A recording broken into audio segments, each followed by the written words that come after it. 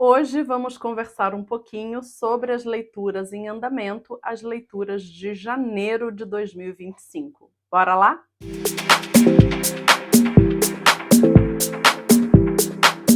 Oi, pessoal, tudo bem com vocês? Sejam super bem-vindos mais uma vez aqui ao Literanálise. Eu sou Deise Gomes e hoje a gente vai conversar um pouco sobre as leituras que eu estou fazendo em janeiro de 2025.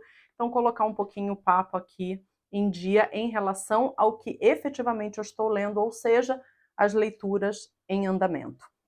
Antes da gente começar, vocês já sabem, né? Não esqueçam de deixar o like, de comentar, de compartilhar com pessoas que possam gostar do nosso conteúdo aqui e se inscrever se ainda não está inscrito. Então, pessoal, sem muitas delongas, vamos lá. Eu tô lendo a trilogia da Rachel Cusk. Ano passado, em dezembro, eu li O Esboço, que é o livro número 1. Eu gostei bastante, na verdade, o Esboço era uma releitura. Assim que eu comprei a trilogia, né, eu já tinha lido o Esboço, só que eu não dei continuidade à leitura dos outros livros. E aí, dessa vez, eu falei, bom, eu agora vou ler todos, né? Até porque eu quero trazer um único vídeo para o canal falando da trilogia. Eu não vou trazer um livro, né, uma resenha para cada livro, como eu já vi em alguns canais e que eu gosto bastante, por exemplo, a Aline Aimee, que leu todos os livros, né, a trilogia, foi gravando um vídeo para cada um, naquele projeto que ela tem, da Helena Ferrante, né, Ferrante Indica, se eu não me engano é assim que chama. A Aline Aimee é uma pessoa que eu admiro bastante, mas a minha ideia não é fazer naquele modelo, é de ler os 3 livros e trazer um vídeo só falando sobre eles, tá? E por que que a minha opção é essa? Porque, por exemplo, Esboço eu adorei, mas Trânsito eu gostei, mas já não gostei tanto. Assim, gente, e agora, né, eu vou ler Mérito. Então, só para vocês entenderem, ontem, a gente está falando aqui por volta do dia 10, né, entre 10 e 13 que eu estou gravando os vídeos, eu terminei de ler Trânsito. É um livro que eu gostei, mas eu já não gostei tanto quanto do Esboço.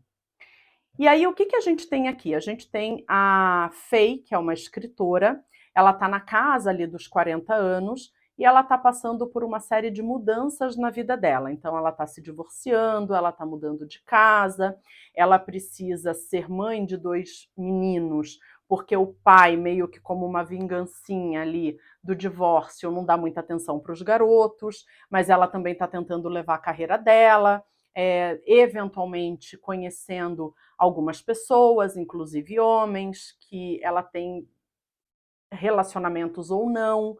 Então, a gente está acompanhando essa mulher tentando reestruturar a vida dela. Aqui a gente começa a ter um esboço mesmo do que está acontecendo. E vejam, a gente acompanha a Faye muito mais pelo diálogo com as pessoas que ela encontra. Aqui a gente tem 9 ou 10 diálogos e aqui também.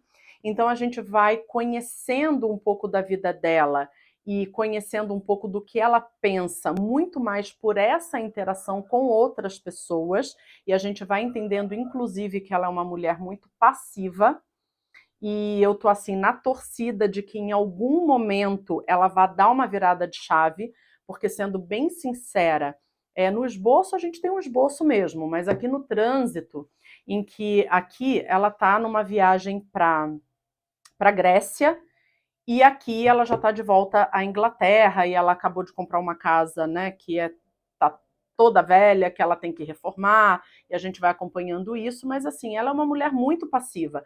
Tem coisas que vão acontecendo que eu falo, cara, mas como que essa mulher deixou acontecer esse tipo de coisa? E como que ela vai reagir a isso e não tem reação nenhuma? Então, assim, isso foi me deixando um pouco, sabe, gente, eu já falei isso para vocês, né? Eu trabalho com RH há 20 anos, eu não sou psicóloga, mas tem alguns testes de personalidade que, se a gente fizer certificações e cumprir horas, a gente consegue trabalhar, e eu sou especialista em DISC. Então, ele vai trazendo ali quadrantes para determinar a nossa personalidade, as tendências, né, de personalidade. E eu sou um dominante. Dominante e influente, total ação. Eu sou uma mulher da ação. Eu vou atrás do que eu quero, eu faço acontecer. Então, pessoas que veem a vida acontecer e não reagem, isso me. E o meu ponto principal de desenvolvimento é ter mais paciência e perceber que em algumas situações eu não preciso agir, o próprio tempo dá cabo da situação. Mas para mim é uma dificuldade. Então, quando eu pego, por exemplo, uma personagem, principalmente feminina, com esse nível de passividade, isso para mim é difícil. Então, eu terminei o Trânsito e agora eu vou começar Mérito. E assim, gente, são livros, todos eles que não chegam a 200 páginas, todos eles saíram pela Todavia, nessa brochura maravilhosa. Então são livros que se você sentar para ler, lê rápido, tá? Mas eu não estou lendo só eles, eu estou intercalando, então por isso leva um tempinho maior. Mas, né, então agora falta Mérito e em breve a gente conversa sobre a trilogia da Rachel Cusk, que é uma escritora que eu gosto muito e que a Helena Ferrante indica bastante, mas que, assim, é totalmente diferente daquela pegada da tetralogia da Helena Ferrante, que tem muita ação, tem muita coisa acontecendo. Aqui a gente tem uma personagem que não se mostra e que a gente vai conhecer principalmente pela interação com as situações e pessoas, tá? Daí, gente, eu tô terminando O Pacto da Água, do Abraham Verghese. Eu sei que ele tem um livro anterior, que são os 11 Mandamentos, se eu não me engano, que todo mundo fala super desse livro, e muitas pessoas que leram o Pacto da Água dizem que esse é um livro muito bom, e efetivamente é, eu tô adorando, mas que aquele outro livro dele, Os 11 Mandamentos, é melhor. Então, quem aí já leu, deixa aqui nos comentários para mim. Gente, falta um pouco mais de 100 páginas, acho que 110 páginas para eu terminar, e eu estou gostando muito. É um livro que se passa na Índia, numa Índia ainda controlada pela Inglaterra, em que os indianos já começam a se movimentar para o seu processo de emancipação. E aí a gente vai acompanhar aqui uma menina que casa aos 12 anos e que sai da casa dos pais e vai morar durante um tempo na casa desse marido, até efetivamente eles consumarem, né, anos depois desse matrimônio, e a gente vai acompanhar a vida dela e o quanto de gerações ela vai acompanhar, né, porque ela vai ser a grande matriarca dessa família, então o que ela vai acompanhar de pessoas e de gerações a partir dali, e como que essa Índia vai se desenvolvendo ou não, o que essa população conquista ou não, a gente vai acompanhando também, principalmente a partir dos olhos dessa matriarca. Mas tem vários personagens muito interessantes e a família a qual ela se junta com esse matrimônio é uma família marcada por uma maldição. Então, toda geração tem um filho que tem horror à água e que acaba morrendo afogado. Então, como que ela pode quebrar essa maldição, né? E a gente vai acompanhando um livro que tem muitas perdas, que mostra uma dificuldade muito grande daquela população indiana naquele período, né, início ali do século XX, muitas vezes sem hospitais, com muita crendice, então tratando doenças com muita crendice, pessoas morrendo, tem muito luto aqui, mas também tem muitas alegrias, e alegrias simples da afetividade que se constrói entre família e entre comunidade. Um livro muito bonito, muito bem escrito, e como o Abraham Verghese é médico, a gente vai ter figuras médicas, né, personagens médicos dentro dessa literatura aqui também muito fortemente descritos. Um livro muito bacana, gente.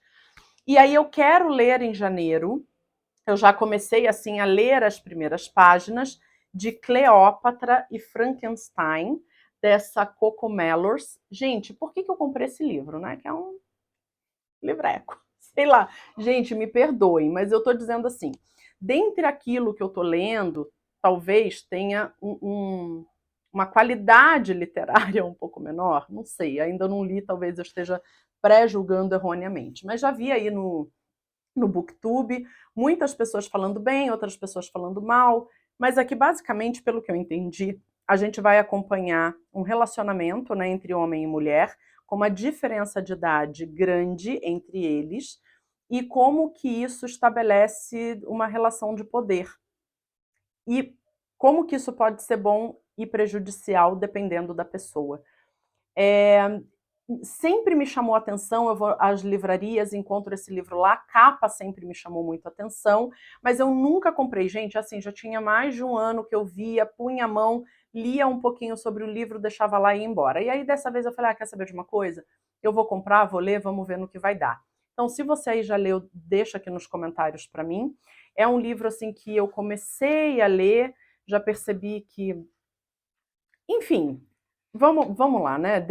Eu falo depois que eu ler, eu volto aqui e comento com vocês. Não quero, sei lá, ser preconceituosa sem nem ter lido o livro.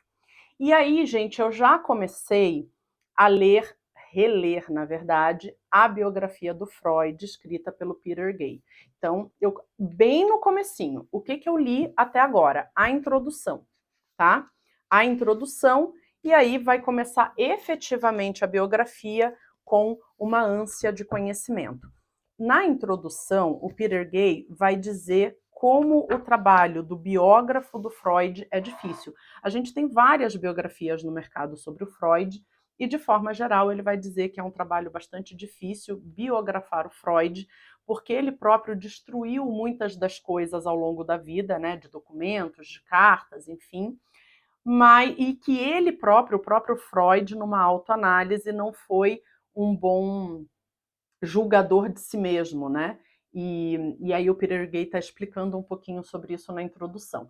Então, só li a introdução dele, mas é um livro que eu pretendo avançar um pouco mais a leitura ao longo de janeiro e provavelmente eu vou terminar essa leitura ali em fevereiro. Agora, Cleópatra e Frankenstein, eu quero começar e terminar em janeiro. O Pacto da Água, eu imagino que essa semana eu já termine. E o Mérito também, para finalizar aqui a trilogia da Rachel Cusk, eu espero terminar, e com certeza vou terminar dentro de janeiro. Em breve a gente conversa sobre esses livros, certo? Gente, gratidão por me acompanharem, espero que vocês tenham gostado dos livros que eu estou lendo. Me contem também um pouquinho de como que vocês estão entrando o ano de 2025, o que vocês escolheram para janeiro. Eu até pensei em ler alguns livros que eu peguei para aprofundar um pouco mais das teorias da faculdade, mas, puxa, janeiro é mês de férias, as minhas aulas já começam 6 de fevereiro, aí eu falei, não, deixa eu ir um pouco mais leve aqui no começo, né? Então me contem também o que vocês estão lendo por aí, espero que estejam aproveitando na medida do possível, né, um pouquinho desse janeirão. Gratidão por me acompanharem até aqui, não esqueçam de deixar o like, de se inscrever, de compartilhar, de comentar, e a gente vai se encontrando em outros vídeos por aqui.